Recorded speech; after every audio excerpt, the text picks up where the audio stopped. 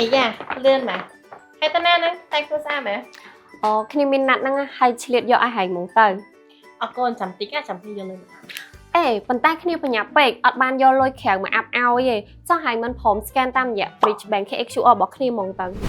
tay kia phở chung với lưng từ để keep say nằng kia scan man đã មានអីដែលថា scan បានធនាគារណាក៏អាច scan បានដែរតាមរយៈ Bridge Bank KXQR scan ផ្ទេរលុយ scan ទទួលលុយបានទាំងអស់ហ្នឹងអត់គិតថ្លៃសេវាហើយឆាប់រហ័សមានសុវត្ថិភាពទៀតហ៎ nghe xù mà giờ từ sáng mất kia scan à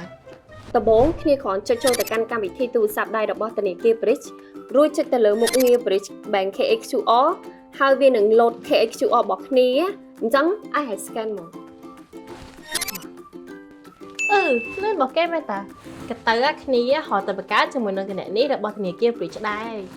មានអីពេលតែប្រកាសចាំប្រាប់គ្នាហងគ្នាជួយឆៃទីតាំងឲ្យព្រោះអីជាពិសេសបើសិនជាឯងចង់រកទីតាំងដែលនៅចិត្តឯងគ្រាន់ចូលទៅកាន់កម្មវិធីទូរស័ព្ទដៃរបស់ធនាគារ Bridge រួចចុចលើ locator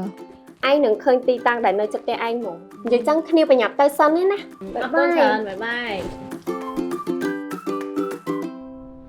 ទាញយកនិងប្រើប្រាស់កម្មវិធីទូរស័ព្ទដៃរបស់ធនាគារ Bridge ឥឡូវនេះ